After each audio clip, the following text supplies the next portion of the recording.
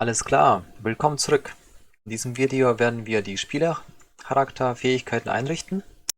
Und bei den Spielerfähigkeiten werden wir nur mit einem leichten und einem starken Angriff arbeiten. Also es wird einen schweren Angriff und einen leichten Angriff geben für den Spielercharakter.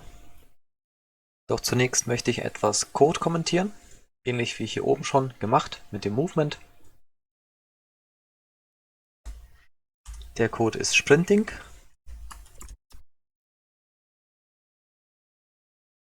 Und das Ganze hier ist Rolling.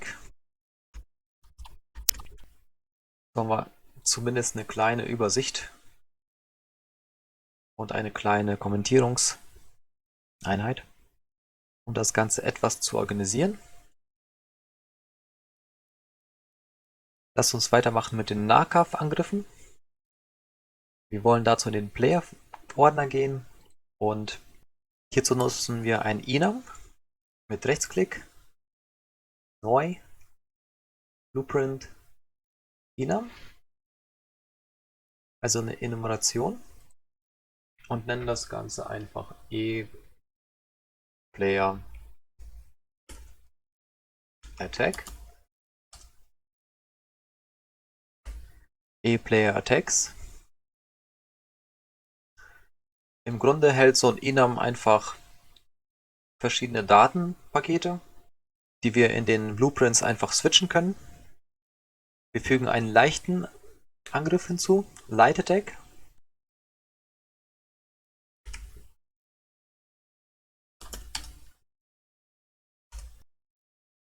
Der nächste wird ein schwerer Angriff sein, Heavy Attack. Im Grunde Light Attack und Heavy Attack für leichten und schweren Angriff. Den nächsten State in der Enumeration können wir für ein Schild nutzen. Oder für ein Abblocken mit Waffen zum Beispiel. Den nenne ich Blocking. Je nachdem, was wir dort nutzen wollen, haben wir jetzt leichter Angriff, schweren Angriff und einen Blocken. Zum Beispiel beim Spiel Dark Souls war mit Linksklick im Grunde so ein leichter Angriff und mit Rechtsklick gab es einen schweren Angriff. In unserem Spiel werden wir mit Linksklick einen Light Attack haben, leichten Angriff, und mit Rechtsklick einfach einen Heavy Attack, so einen schweren Angriff. Und das können wir auf der Maustaste belegen. Die drei wollen wir jetzt implementieren einfach. Im Blueprint Hero machen wir eine neue Variable, die nennen wir einfach Attacks. Als Variablentyp Deklaration wird das dann ein Enum sein, den wir gerade erstellt haben. ePlayer Attacks. Wir werden es erstmal nicht replikieren, um übers Netzwerk zu streamen. Schauen wir mal an, wie es weitergeht. Dann gehen wir über Edit in die Projekt-Settings, schauen uns den Input wieder an und dort erstellen wir zwei neue Inputs. Den ersten nennen wir einfach für den leichten Attack einfach Primär, Primary, Left Mouse Button. Den zweiten nennen wir Secondary für den Right Mouse Button. Ich nenne es erstmal so, um auch andere Events auf den Buttons realisieren zu können. Aber für unseren Melee Attack, für den Nahkampfangriff, wird das erstmal reichen. Primary und Secondary. Dann springen wir wieder zum Hero-Charakter. Kompilieren und speichern. Hier holen wir uns erstmal den Primary als Action Event, Input, und wollen dann ein Custom Event hinzufügen. Ich nenne das mal um. Das wird ein Server Event sein. Activate Ability. Das Ganze läuft dann auf dem Server, Run on Server. Die Logik hier wird sein, wir versuchen dann bestimmte Abilities zu öffnen beim Player-Charakter, dass er bestimmte Eigenschaften dann aktiviert. Das heißt, wenn er gerade in einer Eigenschaft ist, soll er nicht eine andere aktiviert haben. Und an der Stelle soll der Server einfach checken, ob der Player gerade was machen kann oder nicht, an Ability. Oder ob er gerade andersweitig beschäftigt ist, mit irgendwie Tür öffnen oder sich umherrollen und so weiter. Das Ganze können wir noch umbenennen in Server Control Activate Ability, um einen entsprechenden Namen zu haben. Jetzt fügen wir hier den Input ein. Um das zu machen mit unserer Attacks, ziehen wir einfach die Attacks hierher. Ich brauche den Setter davon. Den schiebe ich dann hier rein. So haben wir uns hier so ein Enum schnell reingezogen, ohne das groß in den Inputfelds zu definieren. Können wir dieses Set einfach löschen einmal und haben unser Server Control Activate Ability einmal definiert mit einem Input von Enum namens Attacks. Compile Save. Jetzt geht der Spieler hin und macht so eine Input Action Primary, das heißt einen Linksklick. Und was er dann macht, ist, er callt den Server. Control Activate Ability. Und wir haben hier Light Attack ausgewählt. Das heißt, er macht so eine leichte Attacke mit dem Linksklick. Das Ganze geht dann an den Server. Das gleiche können wir auch mit dem Rechtsklick machen, mit dem Secondary. Secondary. Input Action Event Secondary. Unsere rechte Maustaste. Steuerung D. Und wenn dieses Input-Event abgefeuert wird, haben wir hier auf Serverseite eine Meldung hier Heavy Attack. Wir werden uns erstmal den Linksklick angucken. Wenn der Spielercharakter den Linksklick macht und was der Server dann macht, was für ein Check-up der macht. So Sachen wie, lebt der Spieler noch oder ist er gerade am Abrollen? Diese Events wollen wir im Grunde hier abfragen mit Server Control Activation Ability. Wenn der Spieler gerade mit anderem beschäftigt ist, dann soll er die Ability natürlich nicht aktivieren. Die erste Variable, die dann checkt, ob er gerade am Attackieren ist, der Spieler. Ich mache hier eine neue Variable namens Currently Attacking. Die ziehen wir uns her. Die ist vom Typ Boolean.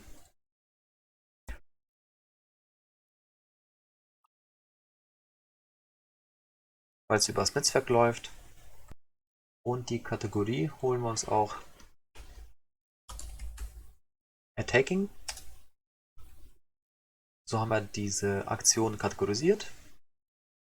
Hier links haben wir dann so die Kategorie Attacking und können das organisieren. Attacks ziehe ich mal auch hoch. Dann haben wir Attacks, das Enum und Current Attacking als Boolean einmal in der Kategorie Attacking. Auf der linken Seite zu sehen.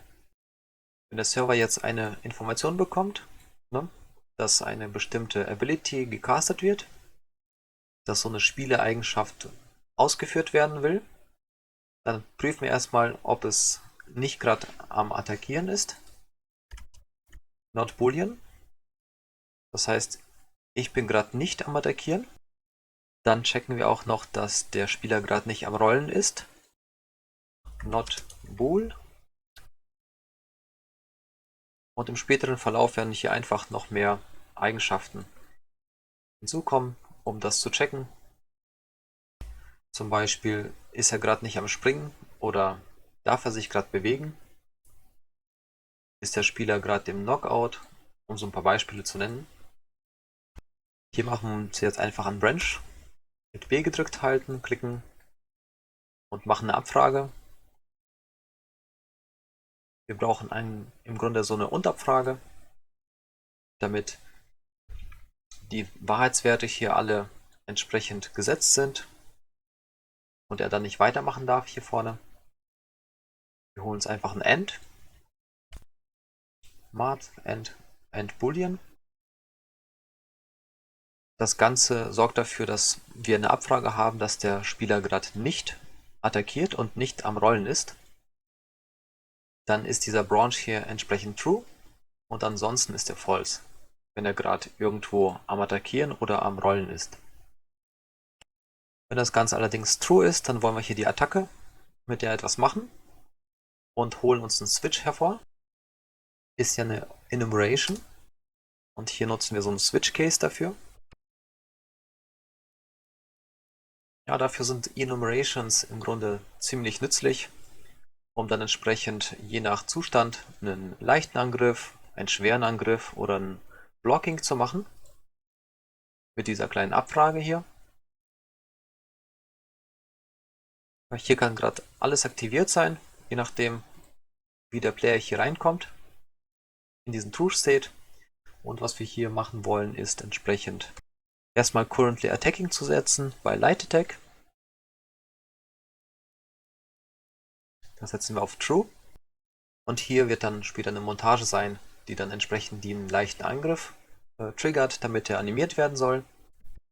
Hierfür holen wir uns jetzt erstmal eine Montage über den Content Browser, der Paragon Greystone.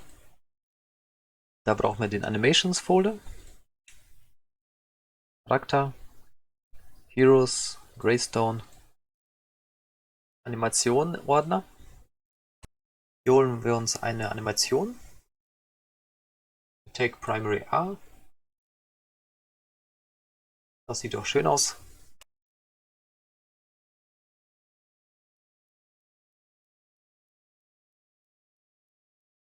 Als Montage kann man damit schöne Sachen machen oder die etwas anders gestalten.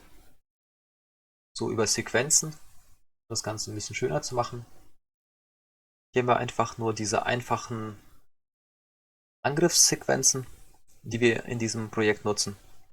Ihr könnt für euer Projekt natürlich auch schönere Sequenzen nutzen aus dem Marketplace, um etwas ähnlicher zu einem anderen Animationscharakter zu kommen, der für das Spiel geeignet ist, das ihr programmiert. Wir arbeiten erstmal mit dem, was wir hier haben.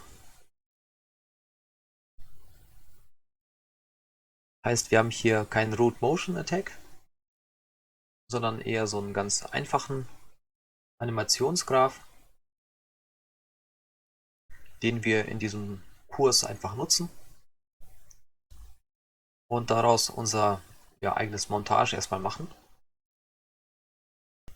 Wir könnten natürlich hingehen und den Montage hier nutzen von dem Paragon-Charakter.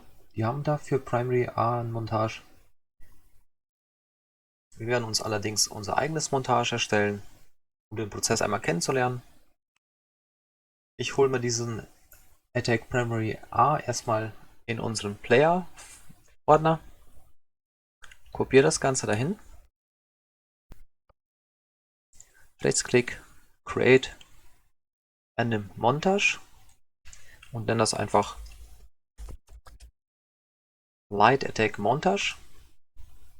So haben wir unsere eigene Montage erstmal erstellt. Und die Animation hier können wir einfach umbenennen in Light Attack A.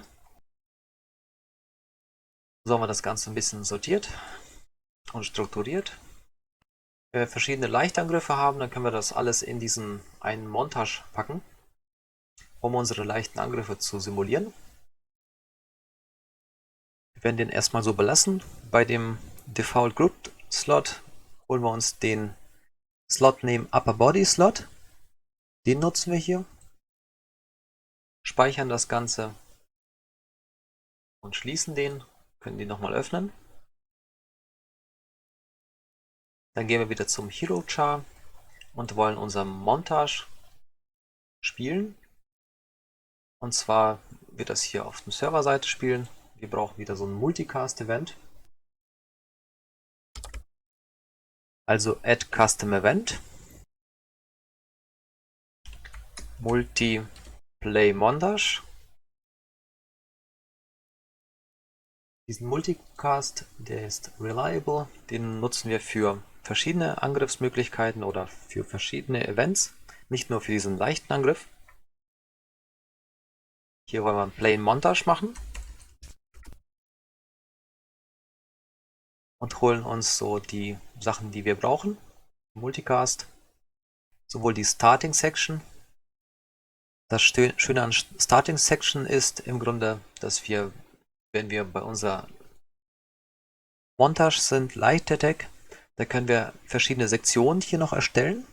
und dann verschiedene Animationen für leichten Angriff hier nutzen bei den bestimmten Sektionen, um dort dann entsprechend über diese Play-Montage-Geschichte und Start-Section die bestimmte Stelle aufzurufen und die Animation zu spielen, die wir gerade brauchen. Das schauen wir uns allerdings später an, im Laufe des Kurses. Jetzt können wir das Ganze aufrufen. Multiplay Montage. Da gehen wir wieder zurück in die Sektion beim Spielercharakter. Und wenn er Liked Attack hat, dann holen wir die. Multiplay Montage. Dann wollen wir hier den Montage auswählen. Das ist unser Leicht Attack. Den auswählen. Über den Pfeil einbloggen. Der ist dann hier eingestöpselt. Zu Beginn belassen wir es bei der None Starting Section. Ist halt erstmal der Standard-Default-Wert hier. Dann brauchen wir noch den Mesh, den Skeleton Mesh. Hier einpluggen. Den kann man sich einfach hier links rausziehen aus Mesh vom BP Hero Char und in die richtige Kategorie reinstöpseln. Jetzt haben wir den Mesh und die Montage. Das Ganze wird dann entsprechend hier einfach hingehen und ja, einfach spielen. Der nächste Custom Server Event schaut sich an, wann die Attacke zu Ende ist. Add Custom Event. Server and Attack. Run on Server Reliable. Server and Attack. Compile Save. Und das Ganze spielt er dann, wenn er hier fertig ist, on complete.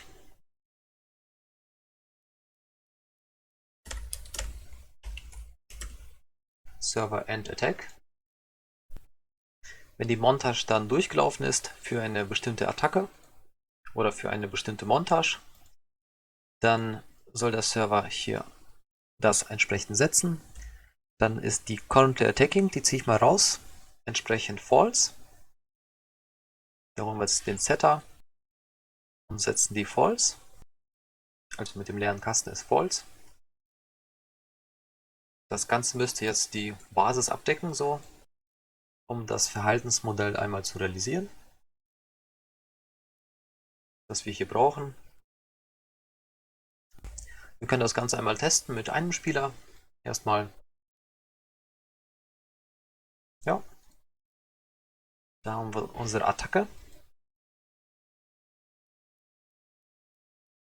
Wenn wir jetzt rumlaufen und attackieren, ja, da sehen wir, dass der ganze Körper irgendwie ein bisschen slidet. Sieht natürlich nicht so schön aus. Wir wollen, dass nur der obere Körper dann entsprechend sich animiert.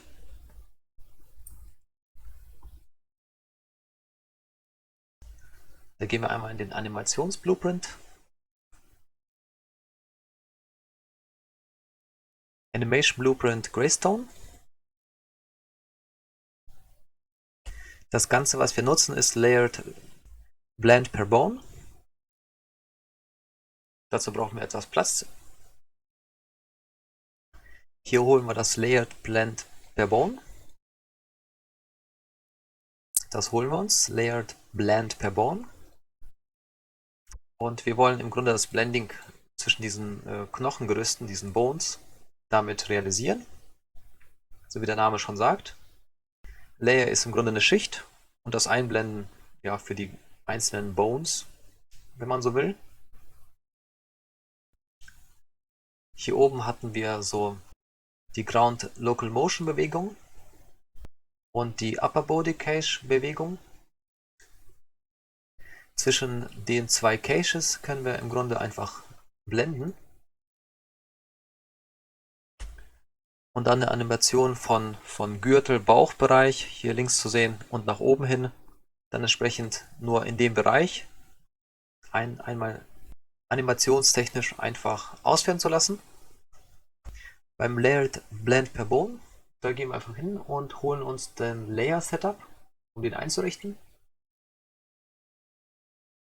Und hier können wir die Bones hinzufügen, also diese Knochengerüste von dem Player Charm.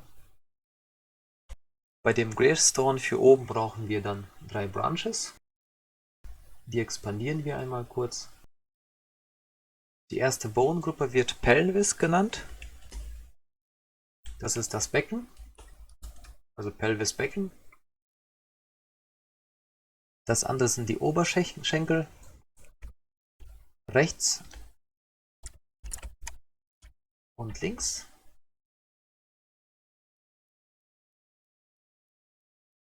Beim Pelvisbecken nehmen wir eine Überblendtiefe von 4 und bei den Oberschenkeln einfach -1, -1. Das sind einfach Nummern, die man einfach irgendwo googeln kann. Erfahrungswerte. Hier kann man im Grunde mit rumspielen mit diesen Nummern. Hier brauchen wir noch das Mesh Space Rotation Blend, das sollte True sein. Der ganze Layer Blend per Bone ist bei uns in den vollen Körper angestöpselt, Full Body. Und hier diesen Upper Body Cache, den lassen wir einfach nach 0 hinlaufen. Den verbinden wir hier unten.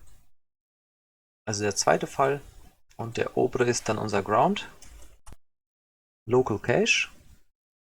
Ground Local Cache.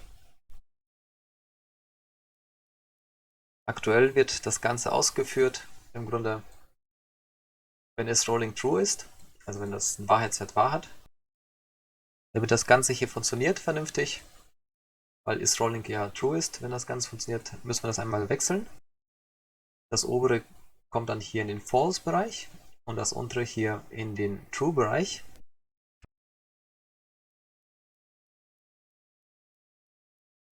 Das Ganze können wir mal probieren. Compile, Save.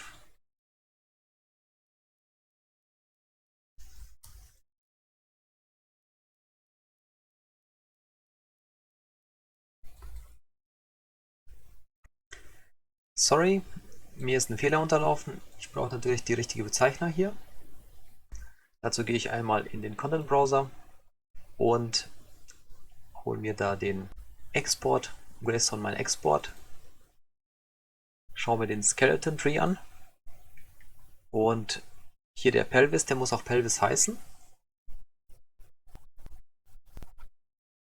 Und Teigt, also die müssen auch Teigt heißen, die Schenkel. Rechts und links. Gehen wir zurück zur Animation und nennen das entsprechend richtig. Pelvis.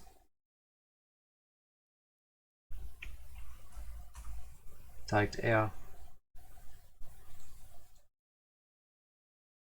Und Teigt L. Compile, Save. Führen das aus. Und wenn wir jetzt einmal schlagen, dann führt er nur den oberen Teil aus. Als Animation. Und das sieht dann nicht mehr so schlimm aus. Bisschen natürlicher.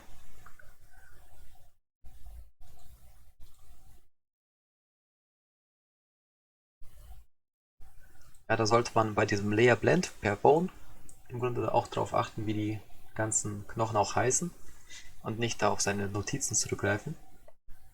Da empfiehlt es sich auch einmal direkt nachzuschauen. Hier der Oberschenkel Teigt R, der andere Oberschenkel Teigt L und unser Pelvis, die Gürtelregion. Wieso das Ganze funktioniert, und zwar der Upper Body Cage und der Ground Local Cache und dieser Layer Blend per Bone in dieser Konstellation. Im Light Attack Montage, da haben wir unser Default Group Upper Body ausgewählt, hier vorne. Und damit funktioniert das Ganze schön in dieser Animationsverkettung. dass dieser Event-Graph auch an der richtigen Stelle greift und die richtige Animation entsprechend auch darstellt. Was wir hier machen, ist, dass wir zwischen den beiden Animationscages im Grunde hier layerbasiert blenden, und zwar nach Knochen, nach Bones. Und mit dem Upper Body Element holen wir uns dann entsprechend das Event, und mit dem Layer Blend per Bone sagen wir im Grunde, dass er alles Gürtelregion und höher da entsprechend auch nutzen soll. Im Grunde dürfen die Oberschenkelregionen ihre Sache machen, und während die Oberschenkel ihr eigenes Ding machen, wird dann halt zwischen Upper Body und Ground Local Cage entsprechend die Einblendung weiter vollzogen. So sieht man im Grunde, dass die Füße ihr eigenes Ding weitermachen, also die Schenkel, und nicht bei der Animation gestört werden, wenn wir gerade mal schlagen. Mit Light Attack. Dann sieht das Ganze auch geschmeidiger aus, nicht so abgehakt.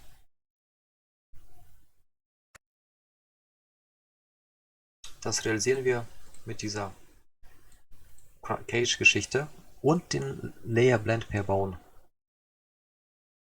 mit den entsprechenden Oberschenkeln, rechte und linke Seite. Das sind im Grunde ganz basistechnische Einblendanimationsgraphen, die man hier nutzt, diese Animationsgraphen mit einem Bone-basierten Splitting hier unten. So klappt es dann im Grunde mit der oberen Hälfte.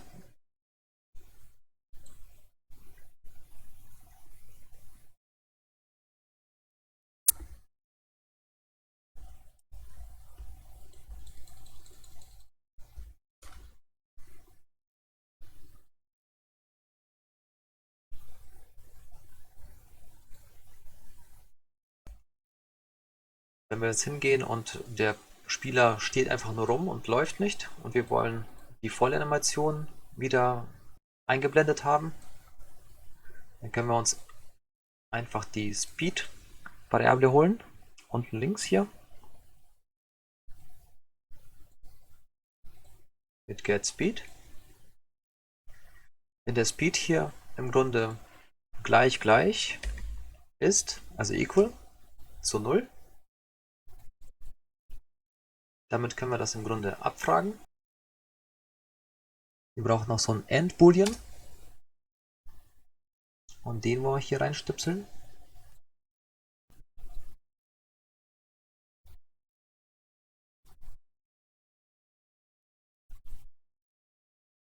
Also um es logisch einmal darzustellen, also der Spieler hat keinen Speed, ne? Und er ist gerade nicht am Rollen, also brauchen wir hier ein Not Bull. Wir haben das Ganze hier geswitcht gehabt mit dem Full Body Animation auf True, und das Ganze spielt dann insgesamt zusammen. Das heißt, der ganze Körper müsste sich animieren, weil er nicht in dem State ist da unten dann, wo nur der halbe Körper bei der Attacke sich animiert. Das Ganze testen wir kurz.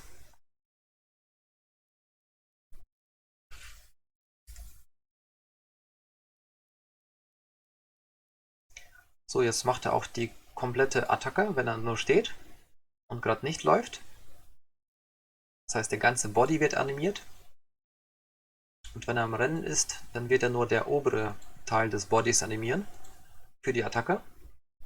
Und unten können die Oberschenkel weiterlaufen und weitermachen, was sie bisher getan haben in der Animation.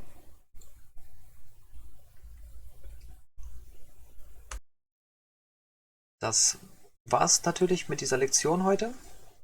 Ist vielleicht für den einen oder anderen Neuland oder ein bisschen konfus. Schaut euch das einfach nochmal an, und wenn man es einfach nachvollzogen hat, dann müsste das soweit passen, dass man das inne hat und demnächst schöne eigene Animationen, auch halbkörpertechnisch, in seinem eigenen Spiel realisieren kann.